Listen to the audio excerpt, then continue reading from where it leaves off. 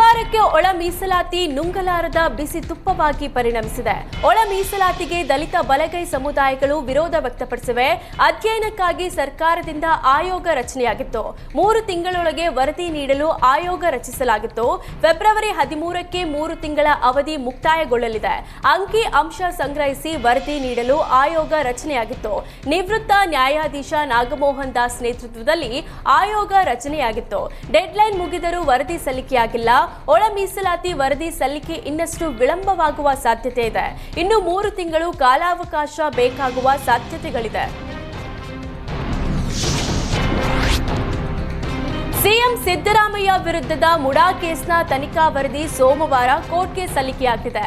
ಲೋಕಾಯುಕ್ತ ಹಿರಿಯ ಅಧಿಕಾರಿಗಳಿಂದ ತನಿಖಾ ವರದಿ ಪರಿಶೀಲನೆಯೇ ಅಂತ್ಯವಾಗಿದೆ. ಕಾನೂನು ಸಲಹೆಗಾರರ ಜೊತೆ ಅಧಿಕಾರಿಗಳು ಪರಿಶೀಲನೆ ನಡೆಸಿದ್ದಾರೆ. ವರದಿ ಸಲ್ಲಿಕೆಗೆ ಲೋಕಾಯುಕ್ತ ಅಧಿಕಾರಿಗಳು ಸಿದ್ಧರಾಗಿದ್ದಾರೆ. ಮೈಸೂರು ಲೋಕಾಯುಕ್ತ ಎಸ್ಪಿ ಉದೇಶ್ರಿಂದ ವರದಿ ಸಲ್ಲಿಕೆಯಾಗಲಿದ್ದು 2500ಕ್ಕೂ ಹೆಚ್ಚು ಪುಟಗಳ ಲೋಕಾಯುಕ್ತ ಅಂತಿಮ ವರದಿ ಸಿದ್ಧಪಡಿಸಲಾಗಿದೆ. ಈಗ ಐಜಿಪಿ ಸುಬ್ರಹ್ಮಣ್ಯೇಶ್ವರ್ ರಾವ್ಗೆ ವರದಿ ನೀಡಲಾಗಿದ್ದು, ಸೋಮವಾರ ಮುಡಾ ಕೇಸ್ನ ಅಂತಿಮ ತನಿಖಾ ವರದಿ ಕೋರ್ಟ್ಗೆ ಸಲ್ಲಿಕೆಯಾಗಲಿದೆ. ಸಿಎಂ ಸೇಫ್ ಆಗ್ತಾರಾ, ಸಂಕಷ್ಟ ಶುರುವಾಗುತ್ತಾ ಅನ್ನೋದು ಕುತೂಹಲ ಮೂಡಿಸಿದೆ. ಸಚಿವ ಸತೀಶ್ ಜಾರಕಿಹೊಳಿ ಗಮನಕ್ಕೆ ತರದೆ ಹಿಡಕಲ್ ಜಲಾಶಯದ ನೀರನ್ನ ಧಾರವಾಡಕ್ಕೆ ಲಿಫ್ಟ್ ಮಾಡಲು ಡಿಸಿಎಂ ಡಿಕೆ ಶಿವಕುಮಾರ್ ಮುಂದಾಗಿದ್ದಾರೆ. ಈಗ ಸತೀಶ್ ಜಾರಕಿಹೊಳಿ ಕಾನೂನು ಸಮರ ಸಾರಿದ್ದು, ಸದ್ದಿಲ್ಲದೆ ಕಾಮಗಾರಿ ಕೈಗೊಂಡಿದ್ದ ಗುತ್ತಿಗೆದಾರರಿಗೆ ತಹಶೀಲ್ದಾರ್ರಿಂದ ನೋಟಿಸ್ ಜಾರಿ ಮಾಡಿದ್ದಾರೆ. ನೋಟಿಸ್ ನೀಡುವಂತೆ ಹುಕ್ಕೇರಿ, ಬೈಲಹೊಂಗಲ, ಸವದತ್ತಿ ತಹಶೀಲ್ದಾರರಿಗೆ ಡಿಸಿ ಸೂಚನೆ ನೀಡಿದ್ರು. ಹೀಗಾಗಿ ತಹಶೀಲ್ದಾರ್ಗಳು ನೋಟಿಸ್ ಜಾರಿ ಮಾಡಿದ್ದಾರೆ. ಈ ಬೆಳವಣಿಗೆ ಮಧ್ಯೆಯೇ ಜಲಸಂಪನ್ಮೂಲ ಇಲಾಖೆಯಿಂದ ಡಿಸಿಗೆ ಪತ್ರ ರವಾನೆಯಾಗಿದೆ. ಈ ಯೋಜನೆಯಿಂದ ಆಗುವ ಪರಿಣಾಮಗಳ ಬಗ್ಗೆ ಮಾಹಿತಿ ನೀಡುವಂತೆ ಪತ್ರದಲ್ಲಿ ಉಲ್ಲೇಖಿಸಲಾಗಿದೆ.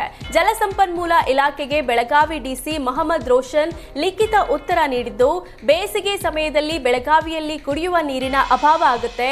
ಕುಡಿಯುವ ನೀರು ಕೃಷಿ ಚಟುವಟಿಕೆಗಳಿಗೆ ಹಿಡಕಲ್ ಡ್ಯಾಂ ನೀರನ್ನ ಬಳಸಬೇಕಾಗುತ್ತೆ ಅಂತ ಉತ್ತರ ನೀಡಲಾಗಿದೆ. ಕಾಂಗ್ರೆಸ್ ಮುಖಂಡ ಅಲ್ಪಸಂಖ್ಯಾತ ನಿಗಮ ಅಧ್ಯಕ್ಷ ಬಿಕೆ ಅಲ್ತಾಫ್ ಖಾನ್ಗೆ ಬೆದರಿಕೆ ಕರೆ ಬಂದಿದೆ. ನೀನು ಆರ್ಎಸ್ಎಸ್ ಚಮಚಾಗಿರಿ ಮಾಡಿದ್ರೆ ಪಿಎಫ್ಐ ನಿನ್ನ ಸುಮ್ಮನೆ ಬಿಡಲ್ಲ ಅಂತ ಕಿಡಿಗೇಡಿಗಳು ಬೆದರಿಕೆ ಹೂಡಿದ್ದಾರೆ. ಬೆದರಿಕೆ ಸಂಬಂಧ ಜಗಜೀವನ್ ರಾಮ್ ನಗರ ಠಾಣೆಗೆ ಬಿಕೆ ಅಲ್ತಾಫ್ ಖಾನ್ ದೂರು ನೀಡಿದ್ದಾರೆ.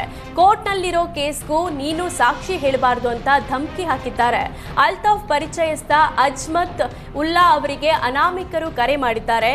ಅಲ್ತಾಫ್ ಬಳಿ ಫೋನ್ ಕೊಡುವಂತೆ ಹೇಳಿ ಅಲ್ತಾಫ್ ಜೊತೆಗೆ ಮಾತನಾಡಿದ್ದಾರೆ. ನಮ್ಮ ಪಿಎಫ್ಐ ಸಂಘಟನೆ ಜೊತೆ ಆಟವಾಡಬೇಡ, ನೀನು ಆರ್ಎಸ್ಎಸ್ ಏಜೆಂಟ್ ಆಗಿ ಕೆಲಸ ಮಾಡಬೇಡ, ನಾಳೆ ನಿನ್ನ ಮಗಳ ಮದುವೆ ಇದೆ, ನಮ್ಮಿಂದ ನೀನು ಸುಮಾರು ಬಾರಿ ಬಚಾವಾಗಿದ್ಯಾ, ಇನ್ನು ಮುಂದೆ ನೀನು ಬಚಾವಾಗಲ್ಲ, ನಿನ್ನ ತಮ್ಮಂದಿರನ್ನ ನೀನು ಉಳಿಸಿಕೊಳ್ಳಲು ಆಗಲ್ಲ, ಇನ್ನು ನೀನು ಉಳಿತೀಯಾ, ನಿನ್ನ ಮತ್ತು ನಿನ್ನ ಕುಟುಂಬದವರನ್ನ ಜೀವ ಸಹಿತ ಉಳಿಸಲ್ಲ ಅಂತ ಧಮಕಿ ಹಾಕಿದ್ದಾರೆ.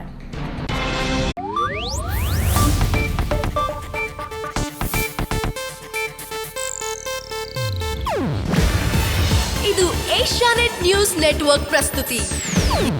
ನೀವು ನೋಡ್ತಿದ್ದೀರಾ ಏಷ್ಯಾನೆಟ್ ಸುವರ್ಣ ನ್ಯೂಸ್.